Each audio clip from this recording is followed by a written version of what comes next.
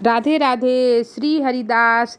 जैसा कि हमारी लाडली राधा रानी का जन्मदिन आने वाला है, भाद्र मास के शुक्ल पक्ष की अष्टमी को राधा अष्टमी यानी राधा रानी के प्रागट्य दिवस के रूप में मनाया जाता है। इस द्वापर युग में तो राधा रानी का नाम लेने से ही इंसान कितने पापों से मुक्त हो जाता है। और इस बार जो राधा अष्टमी है वो है 4 सितंबर को। जी हाँ, 4 सितंबर को हमारी लाडली राधा रानी का जन्म दिवस है। और वृंदावन में तो बहुत ही धूम रहता है।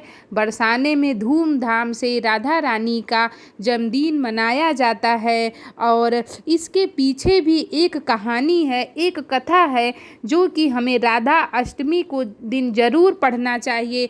उससे हमें कई सारी हमारी मनोकामनाएं पूर्ण होती है, धन की प्राप्ति होती है और हमारे कितने भी सारे पाप को राधा रानी दूर करती हैं। हमें राधा अष्टमी के दिन व्रत पूजा कैसे करनी चाहिए, उस दिन हमें सुबह सुबह उठ के नहा धो के एक चौकी बना के राधा रानी की प्रतिमा उसमें स्थापित करनी चाहिए। और उसके बाद उनको शुद्ध गंगा जल से स्नान कराए, पंचामृत से स्नान कराए। स्नान कराने के बाद हमें अपने राधा रानी का अच्छे से श्रृंगार करना चाहिए, विधिवत श्रृंगार करना चाहिए। उनको तरह तरह के पकवान बनाने चाहिए और उनको भोग अर्पित करने चाहिए। और राधा रानी के जन्म की जो कथा है वो इस प्रकार है। राधा श्री कृष्ण के साथ गोलोक में निवास करती थी।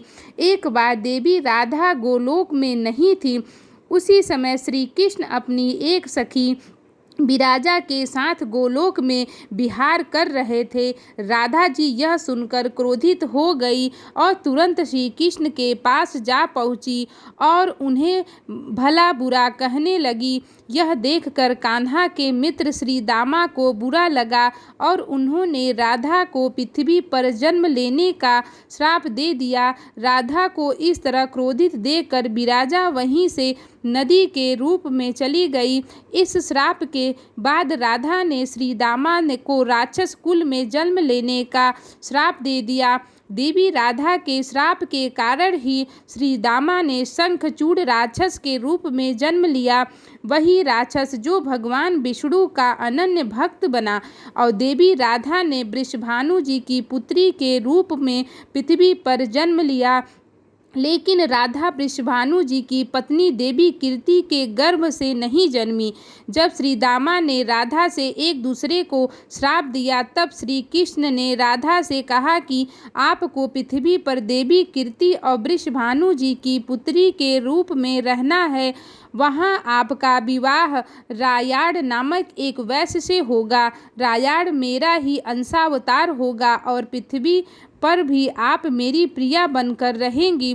उस रूप में हमें बिछोह का दर्द सहना होगा।